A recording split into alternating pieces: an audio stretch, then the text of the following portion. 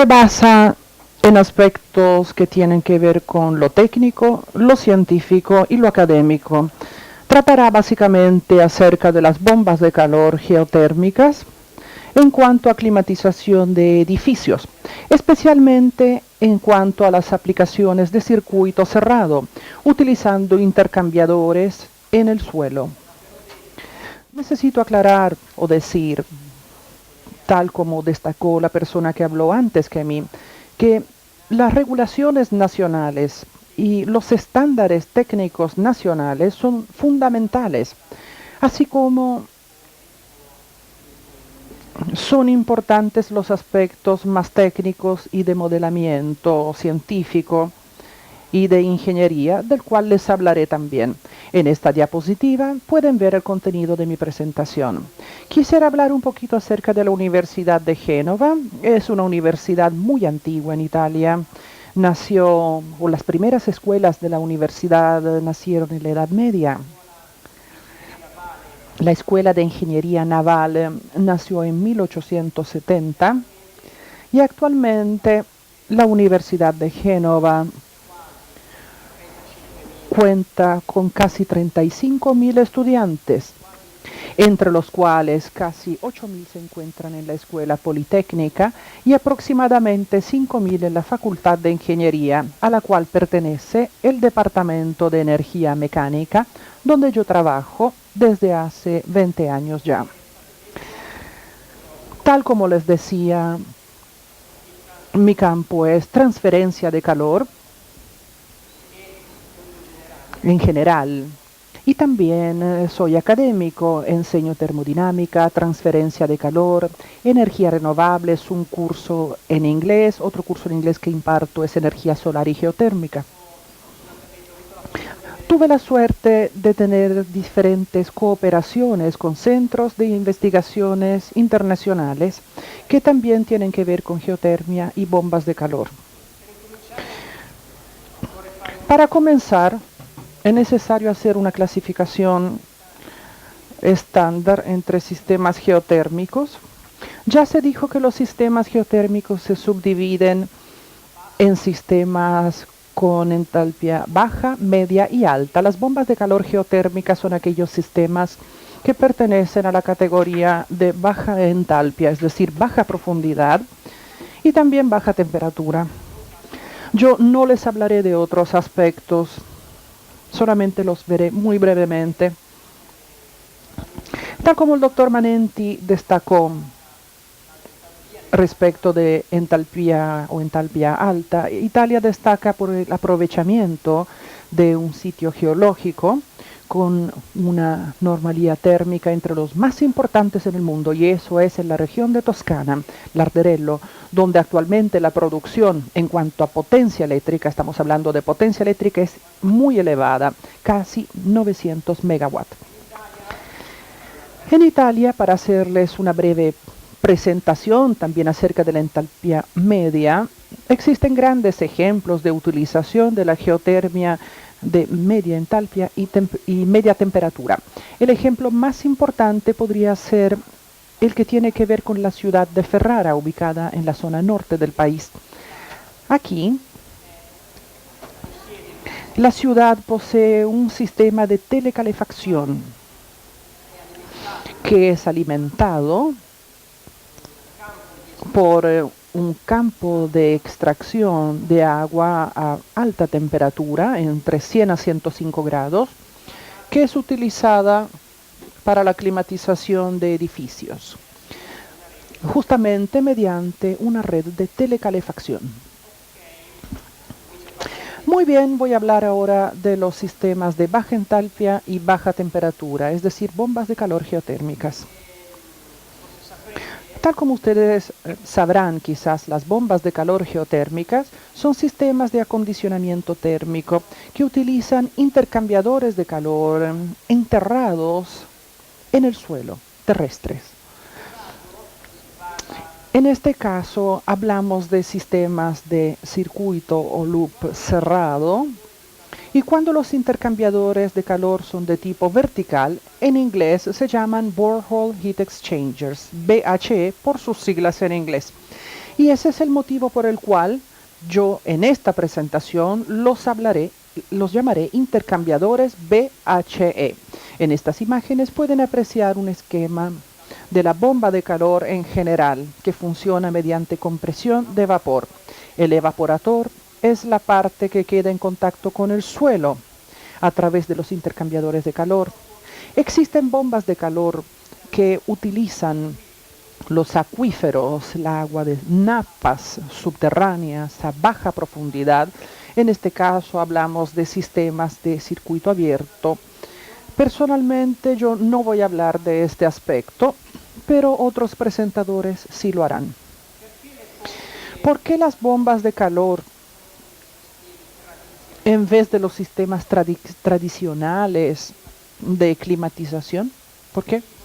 El motivo es muy simple. Las bombas de calor son mucho más eficaces, permiten una reducción total de las emisiones locales de contaminantes, y a nivel global también las emisiones de CO2 culpables del efecto invernadero son muy reducidas, tal como pueden apreciar en esta tabla. Con estos datos, la mitad aproximadamente de lo que emitiría un sistema tradicional por gas. Las bombas de calor geotérmicas a circuito cerrado, de las que yo les hablaré, permiten la transferencia de calor desde el suelo hasta el edificio a más alta temperatura. La segunda ley de la termodinámica, o el segundo principio de la termodinámica, dice que este proceso debe suceder mediante la utilización de energía mecánica y eléctrica. El parámetro de rendimiento, de eficiencia, sabrán quizás, es el COP de la bomba de calor. Se define como la relación entre el calor proporcionado al edificio comparado con la energía mecánica eléctrica que se utiliza. Para las bombas de calor de tipo geotérmico, este parámetro alcanza valores de aproximadamente 3,5 a 4,5. Obviamente, si las medidas y la instalación está realizada de manera adecuada. Las bombas de calor llamadas de absorción pueden ser utilizadas también como sistemas geotérmicos para la climatización. Las bombas de calor por absorción no utilizan electricidad, sino en una mínima cantidad.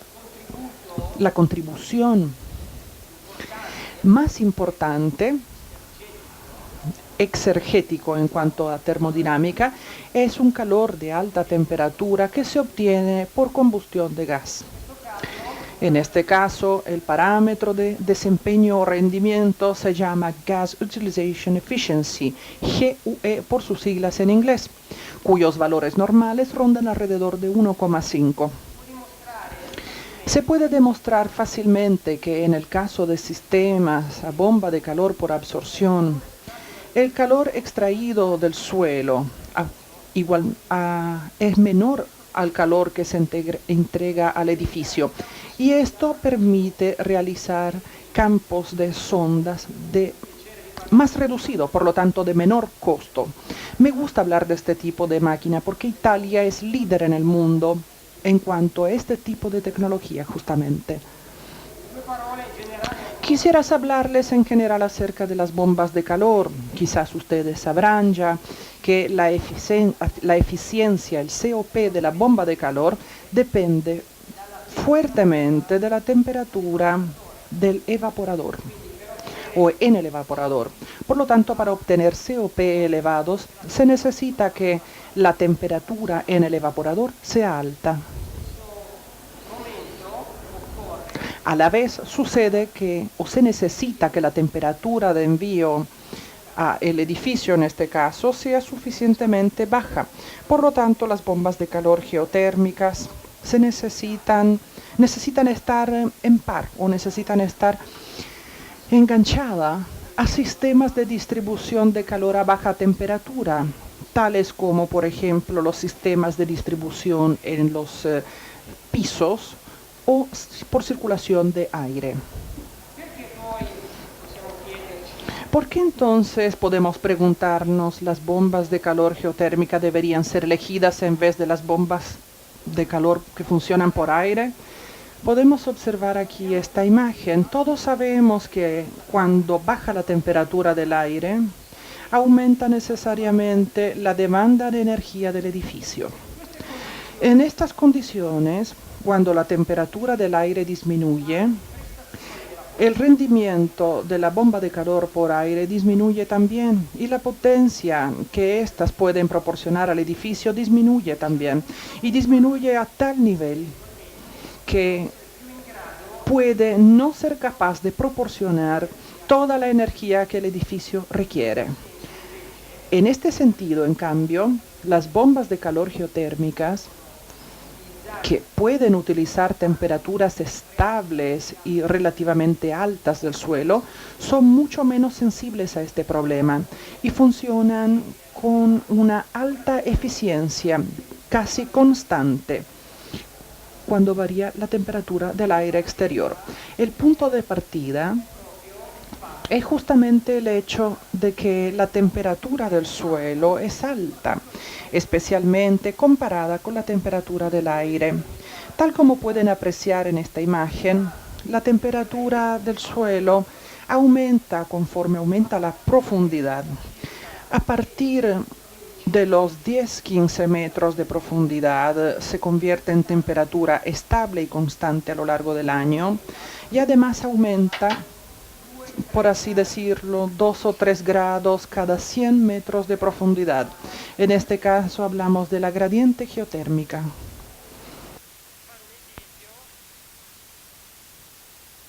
Para darles un ejemplo acerca de Santiago, la temperatura del suelo a 50 metros de profundidad se encuentra alrededor de los 16-17 grados, mientras que la temperatura del aire, y eso ustedes lo saben mejor que yo, puede alcanzar temperaturas durante el invierno, en un mes de julio,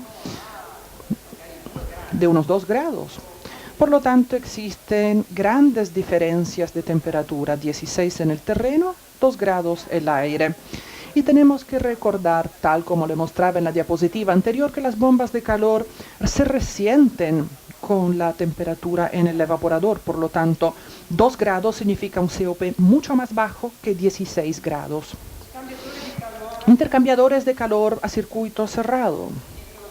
Existen dos tipos, los sistemas horizontales y los sistemas verticales. Los sistemas verticales, los que tienen el Borehole Heat Exchanger, son los más difundidos en el mundo. En Francia y en los Estados Unidos, la difusión de estos sistemas horizontales es muy importante. ¿Cuáles son las ventajas de los sistemas horizontales? Y también de lo que se llaman en trinchera, comparados con los sistemas verticales. Los sistemas horizontales no requieren perforación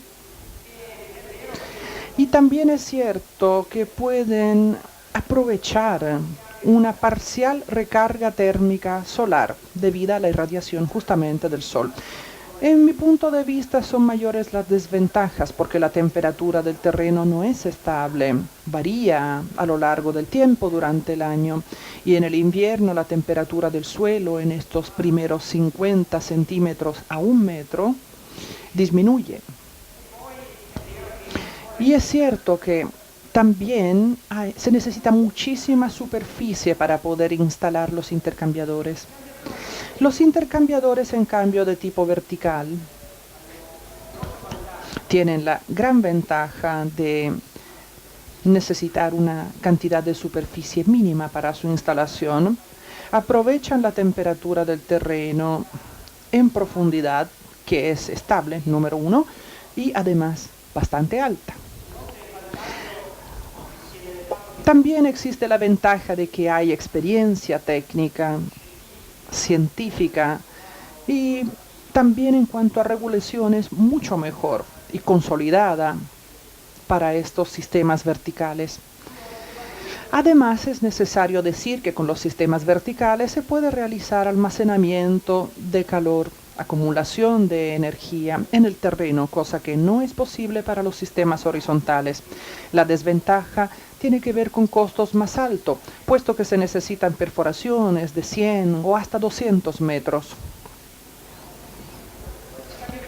Los intercambiadores de tipo vertical están hechos en tubos de polietileno. El diámetro común es 32 a 40 milímetros. Este tubo normalmente está formado o tiene forma de U, o también hay sistemas que constan de doble U. Las tuberías bajan a la perforación con un peso de 10 a 20 kilos que arrastra la tubería adentro de la perforación. El espacio entre la tubería y la perforación es rellenado con una mezcla de cemento especial que en inglés se llama grout. Los sistemas verticales normalmente se realizan con múltiples BHE. Podemos tener 2, 5, 10 o 100.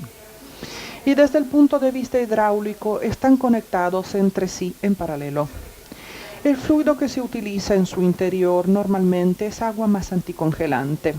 Aquí tenemos un ejemplo, un BHE único, doble, y acá tenemos 4 ubicados en cuadrado. Aquí tenemos algunas imágenes acerca del procedimiento de instalación. Aquí pueden apreciar la perforación, aquí la instalación de las tuberías que ya llegan preconectadas al lugar. Se realiza la operación de grouting, se sella el espacio entre la tubería y el terreno. Tiene una alta conducibilidad térmica esta mezcla y luego se reestructura y se restablece la condición inicial. Aquí pueden ver que la utilización de espacio en el edificio, en el exterior o en el interior, es muy reducida.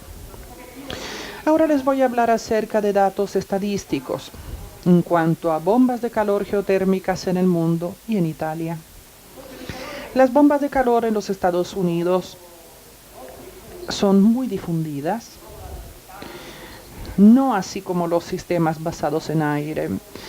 Hay 100.000 unidades instaladas que se instalan cada año, comparada con 7 millones de unidades instaladas del tipo por aire. Otros datos tienen que ver con la potencia renovable que estos sistemas permiten tener, porque toda la energía que se extrae del suelo es energía renovable. Esto es cierto desde el punto de vista científico y es cierto también desde el punto de vista de regulaciones internacionales. La Unión Europea, en una directriz del año 2009, dice lo que es renovable en Europa. Y esta energía, por definición, es renovable. La potencia instalada en los Estados Unidos es de 15.000 megawatts, es decir, 15 megawatts térmicos de potencia instalada. Como pueden apreciar en este gráfico extraído del sitio geoexchange.org, el número de unidades instaladas cada año, aquí tenemos el número de unidades instaladas por año, está en aumento. A la fecha nos encontramos en las 100.000 unidades. En los Estados Unidos el 80% de sistemas de circuito de cerrado son los más populares, así como en el mundo, así como en Europa y así como en Chile también. Es mucho más fácil utilizar el calor de terreno con sistemas de circuito cerrado que con sistemas de circuito abierto. Antes que nada, no siempre se encuentran disponibles recursos hídricos de baja profundidad. Cuando están disponibles, no siempre desde el punto de vista técnico se pueden extraer los flujos necesarios. Y el tercer motivo es que el agua de Napa muy a menudo es mucho más útil para otros fines, por ejemplo la agricultura, en vez de la utilización en el mundo civil. En los Estados Unidos, el 46% según las estadísticas de Lund, son sistemas de tipo vertical, el 38% son sistemas de tipo horizontal y lo que queda son sistemas de tipo en trinchera. Aquí tenemos datos que tienen que ver con Europa, datos de bombas de calor geotérmica y bombas de calor por aire. En azul pueden ver las de aire, en rojo las geotérmicas. Pueden apreciar que en los países del sur de Europa, la gran mayoría, los sistemas están basados en aire y conforme avanzamos hacia el norte, los sistemas basados en la geotermia son los que predominan. Esto se debe tanto a un tema que tiene que ver con el clima, así también como una historia que tiene que ver con los conocimientos acerca de las bombas de calor geotérmica, conocimientos que nacen justamente en los países de Europa del Norte, especialmente en Suecia. En esta segunda diapositiva pueden ver cuáles son los datos solamente para las bombas geotérmicas de calor en Europa, donde el 90% de los sistemas es a circuito cerrado y esencialmente vertical. Aquí tenemos el calor, la energía térmica renovada extraída del suelo. Aquí pueden ver las unidades en miles, por lo tanto son miles de toneladas de petróleo equivalente. Por lo tanto, estas son miles de toneladas de petróleo que se ahorra justamente debido a las bombas de calor geotérmica. Los países líderes son Suecia y Alemania. Y también Suiza, que no aparece acá. En Italia la tecnología se aplica solamente desde hace unos 10 años, por lo tanto el mercado es más bien pequeño, pero se encuentra al alza. Esta es una imagen extraída de un sitio sueco y muestra las instalaciones de bombas de calor geotérmicas a los alrededores de la ciudad de Göteborg. En azul pueden ver las instalaciones de circuito cerrado y en rojo pueden ver las instalaciones de circuito abierto. Les mostré los datos acerca de la situación actual. Y también tenemos aquí algo de proyecciones según la agencia Euroobserver. Actualmente las bombas de calor geotérmicas en Europa representan un 25% del mercado. Se prevé que también a futuro la cuota entre sistemas de aire y geotérmicos permanezca según este porcentaje. La proyección es que el mercado de los sistemas geotérmicos a bomba de calor se duplique.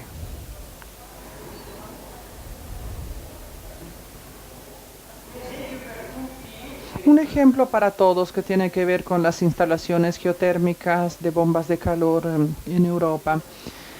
El ejemplo que más me gusta en cuanto a citarlo, no solamente porque en esta realización o instalación el COP, el parámetro de eficiencia o rendimiento, es muy alto, un 5.3, significa que se utiliza una unidad de electricidad y se obtienen a lo largo del año 5.3 unidades de energía térmica. Una energía térmica tanto en enfriamiento como en calefacción. Esta instalación tiene que ver con un edificio grande que es una zona o un área del aeropuerto de Zúrich. Los intercambiadores enterrados fueron insertados en los pilares de las fundiciones del edificio. Hay una característica muy especial acerca de esta instalación y es el hecho de que el sistema de intercambiadores en el suelo permite una climatización en frío para algunos meses del año sin que la bomba de calor, sin que el compresor de la bomba de calor entre en funcionamiento. Se llama free cooling. ¿Por qué se puede obtener algo así? Durante el invierno la bomba de calor geotérmica extrae calor desde el suelo. El tamaño de los intercambiadores fue pensado para que el terreno se enfríe mucho. En cierto momento del año, en el mes de abril, la temperatura del terreno abajo casi alcanza la temperatura de congelamiento. En ese momento comienza la estación templada. El edificio necesita refrigeración y durante un par de meses el edificio puede funcionar haciendo circular el agua, pero sin que el compresor de la bomba de vapor entre en funcionamiento. Por lo tanto, tenemos este terreno frío que enfría el agua y esta agua enfría el edificio. Cuando la temperatura del terreno vuelve a subir, por lo tanto el free cooling ya no se puede realizar, comienza entonces a funcionar el sistema de la bomba de calor en cuanto a su rol en la refrigeración. En el caso de Italia les mencionaba antes que el mercado sigue siendo aún pequeño. Aquí tenemos mis aproximaciones. Creo que se instalarán 500 kilómetros de tuberías BHE por cada año. La tasa de crecimiento es muy importante. Aquí tenemos mis estadísticas acerca de estos años. Las unidades instaladas en total son aproximadamente 10.000. Últimamente han sido introducidos incentivos a nivel nacional muy importantes, de 3 tipos distintos. Este es otro aspecto de la regulación importante, el tipo de incentivo estatal para que este sea un incentivo exitoso. Se introdujeron incentivos del tipo subsidio de capital, es decir, usted compra el sistema geotérmico, yo como Estado o región le doy dinero o como capital, o incentivos del tipo certificados verdes, certificados que tienen que ver con el ahorro energético o a las emisiones de gas efecto invernadero. La tercera tipología de incentivo en Italia tiene que ver con reducción de impuestos, reducciones de un 55 a un 65%. Estas son las oportunidades que Italia ofrece actualmente. ¿Cuáles son los obstáculos en cuanto? Tienen que ver con los costos de perforación que siguen siendo altos, el costo de la electricidad y objetivamente también la competencia que hacen las bombas de calor por aire, porque también son usadas debido al tipo de clima. Finalmente, entre los obstáculos, yo creo que exista también obstáculos que tienen que ver con la disponibilidad de herramientas y también regulaciones técnicas que sean adecuadas para proyectar justamente estos sistemas geotérmicos, especialmente de los enterrados en el suelo. Y también encuentro que exista poca difusión en cuanto al know-how geotérmico. Algunos ejemplos de realizaciones italianas. Bueno, en Italia la configuración principal de los sistemas geotérmicos es a circuito cerrado. Hay una excepción, la zona alrededor de Milán, donde está muy difundido el sistema de circuito abierto. Esto se debe a un motivo muy particular que no tiene que ver con la eficiencia, pero con la necesidad de bajar el nivel de falla alrededor de Milán, que desde los años 80 ha empezado a subir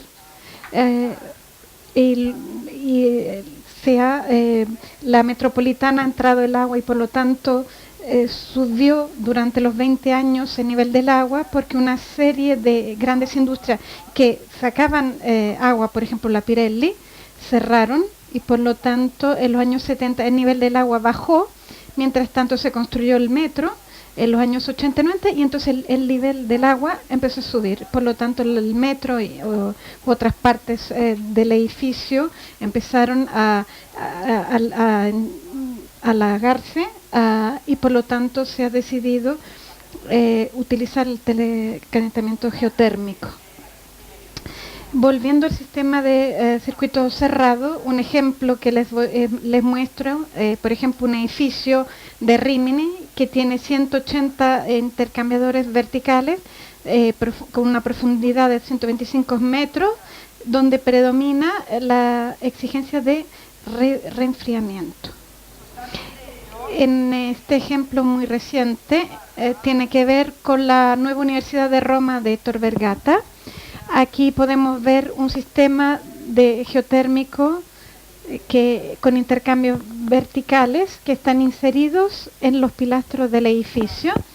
Por lo tanto, se reducen de manera increíble los costos de perforación, pero se necesita, hay que decir, modelos modelos especiales de transferencia de calor que hay que aplicarlos en estos pilastros, porque es mucho mayor el tema térmico del terreno.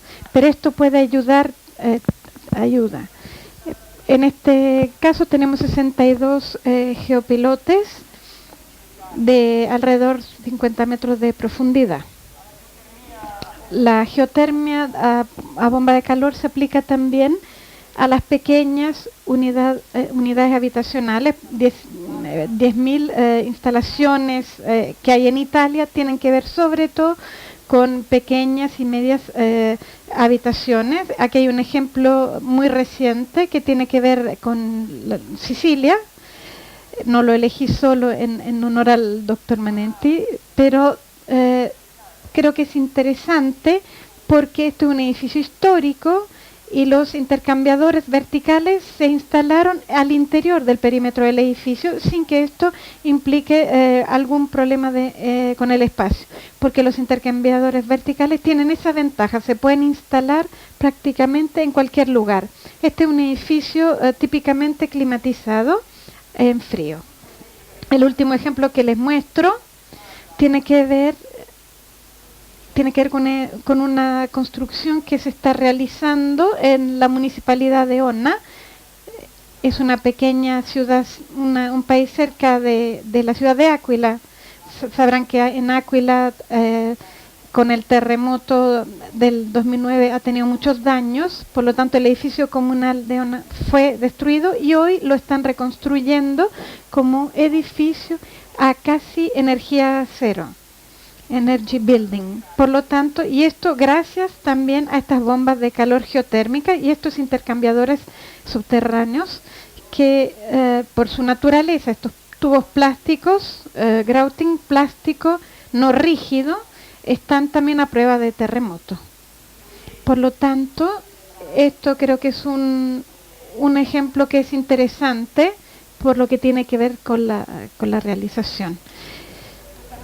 Esta segunda parte de mi presentación es un poco más académica y técnica. Espero que les sea útil de todas maneras para esta discusión y tiene que ver con el acercamiento al proyecto de los campos sonda de circuito cerrado.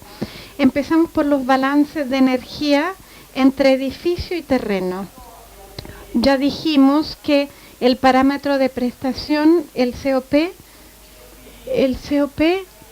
típicamente hay dos tipos. Hay un COP invernal, winter, y un COP de verano, summer.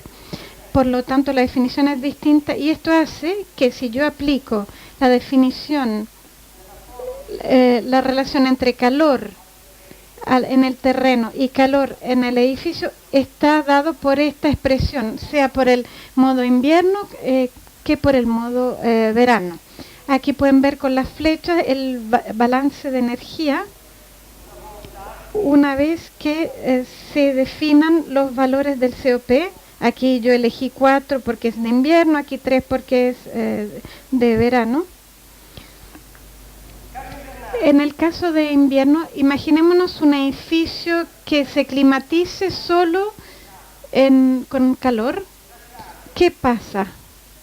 Solo con calefacción. ¿Qué pasa? Que con el tiempo la temperatura del terreno, la que al inicio era el valor imperturbable, digamos, va disminuyendo durante los años. ¿De cuánto disminuye? Depende de las propiedades termofísicas del terreno, la geometría del terreno, la proyectación, y hay que tenerlo en cuenta. Hay fenómenos de larga duración con las bombas de calor geotérmica. Si está mal hecha la dimensión o está mal realizado, la bomba de calor funciona bien 1 año, 2, 3, al tercer año el terreno se congela. Y esto ya ha sucedido en algunas realizaciones y tengo también algunas simpáticas, entre comillas, fotografías de porciones de terrenos congeladas. Si la bomba de calor funciona en solo enfriamiento, se le cede calor al terreno y esto hace que si solo hay enfriamiento, el terreno, la temperatura del terreno aumenta, continúa a aumentar. Por lo tanto, podría decirles ciertamente una información que les entrego de récord. En un sitio habían 15 grados, ahora hay 21 grados. Esto es normal, digamos que sea así. El proceso es así. Es un edificio que va continuamente en enfriamiento. Hay casos particulares en el que el edificio necesita tanto como calor como enfriamiento, y la proporción entre calor, energía en invierno, y enfriamiento es tal por la que el calor que se toma y el calor que se cede al terreno es equivalente.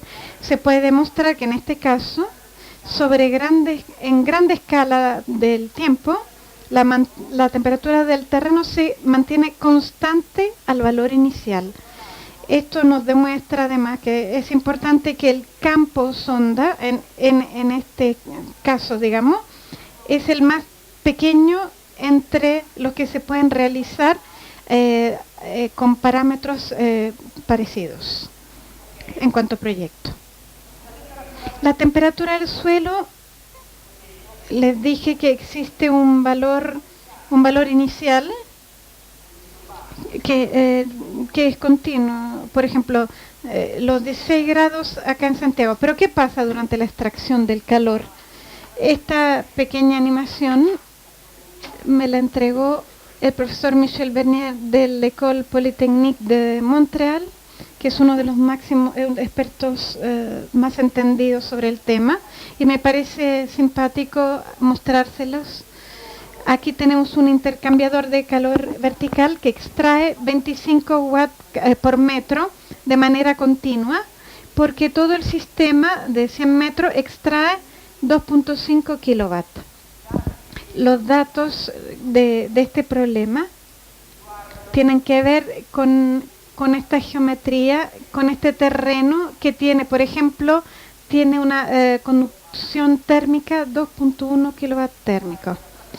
Y otro tema, en las próximas diapositivas definí resistencia de terreno, que al inicio, esta resistencia del terreno al inicio es por definición igual a 0.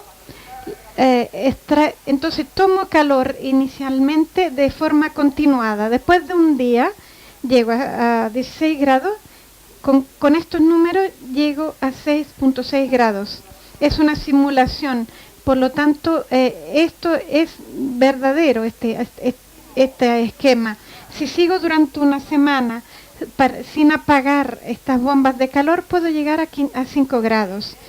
Lógicamente que cada vez que la bomba se va apagando, las temperaturas van subiendo. El proceso es un proceso dinámico que involucra, como ya lo dije, como lo dijeron, la inercia térmica, las propiedades termofísicas del terreno. Hay que tomar en cuenta que es un proceso dinámico, no es transitorio, y es absolutamente, no hay que dejar de lado de considerar las características del suelo. En estas imágenes, sobre un artículo científico de hace unos 10 años, muestra los aspectos que están unidos al tema del terreno durante la extracción. Además de los aspectos de corto periodo, que los que les mostré anteriormente, que están unidos a los ciclos de on-off del equipo, hay también efectos de larga duración, que tiene largos periodos, que tiene que ver con que si la máquina trabaja continuamente en el terreno, hay una disminución de la temperatura en el terreno alrededor de los intercambiadores de forma permanente. Por lo tanto, hay dos escalas de tiempo. Una del tiempo que es tipo breve horario, que tiene que ver con los ciclos de on-off del aparato, y una escala de tiempo de cada 10 años, que tiene que ver con la inercia del terreno en relación con los intercambiadores. Por lo tanto, el proceso de dimensionamiento tiene que ser muy adecuado y hay que hacerlo de una manera muy responsable, porque si no las temperaturas cercanas a la sonda y las temperaturas cercanas a la sonda, que son las que determinan la temperatura del líquido que circula al interior de la sonda, y que además este líquido va hacia la bomba de calor y determina el COP de la bomba de calor. Por lo tanto, estas temperaturas en la periferia de la sonda sean suficientemente altas para que el líquido tenga una temperatura suficiente alta y la bomba también tenga un COP suficientemente alto, porque las bombas de calor geotérmicas funcionan todas, solo que no todas funcionan con la eficiencia que nos esperamos.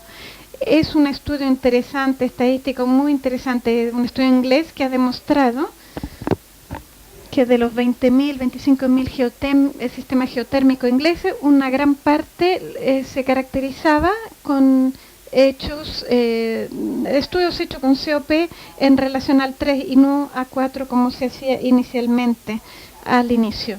Y esto está unido a proyectos realizados no de forma adecuada. ¿Cómo se enfrenta este problema? Los modelos ingenieriles para enfrentar este problema nos llevan al caso de llamados dos resistencias térmicas. Tenemos una resistencia térmica interna que tiene que ver con el interno del intercambiador en los tubos, el fluido que circula en el interior, y después tenemos una resistencia térmica que tiene que ver con toda la gran masa del terreno.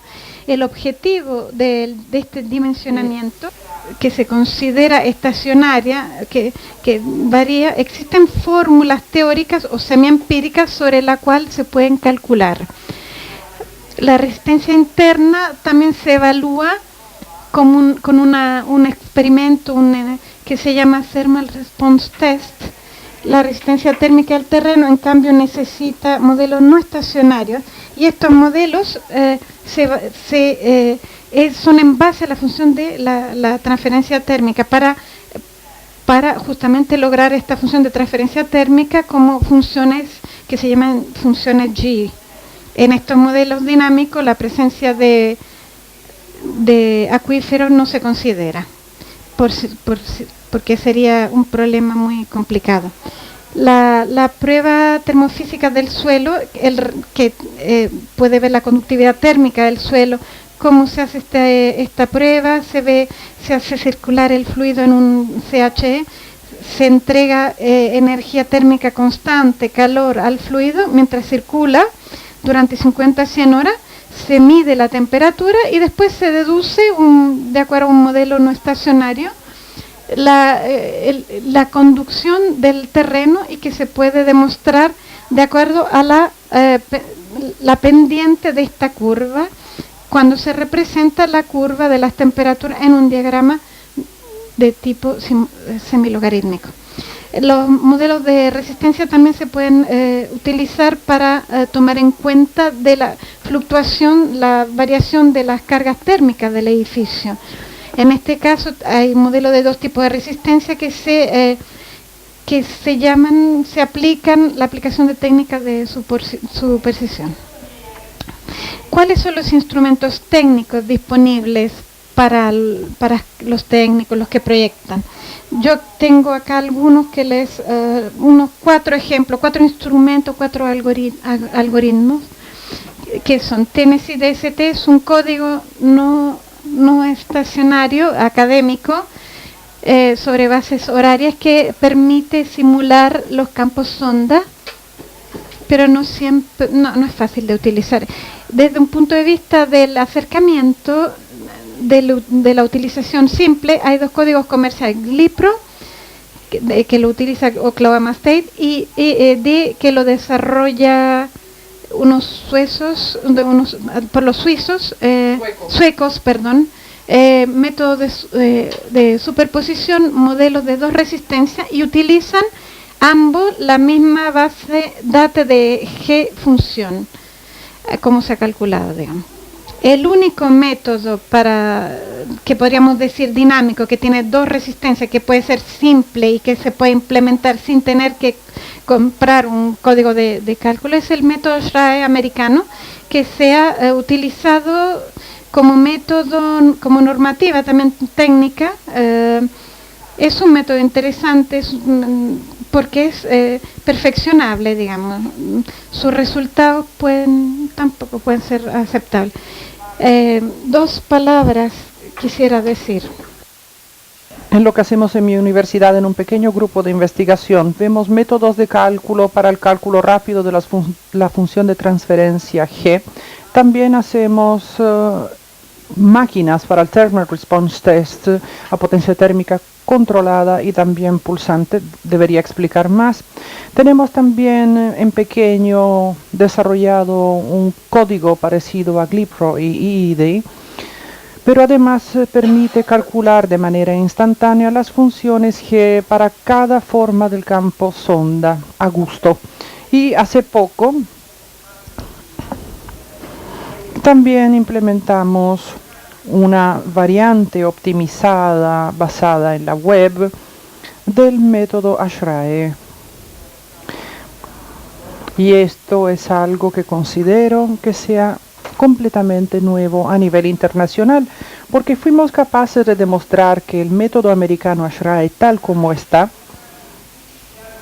nace para edificios que tienen climatización en frío y para calor también. Es por eso que se equivoca. Cuando se aplica solamente en calor o solamente en frío, se equivoca, y bastante. La regulación italiana lo utiliza así, tal cual está, pero pronto va a cambiar la normativa y la regulación, porque nosotros, en nuestra pequeña investigación, pudimos demostrar esto. Finalmente, para concluir, quisiera reiterar que los mejores edificios europeos, los que tienen la eficiencia más alta, utilizan sistemas geotérmicos con bomba de calor. Es un mercado importante que tiende al crecimiento, tanto en Europa como en todos los países donde se quiere reducir el uso de combustibles fósiles. La eficiencia de la bomba de calor geotérmica depende especialmente del dimensionamiento del campo sonda, especialmente de cómo este campo sonda fue dimensionado e instalado.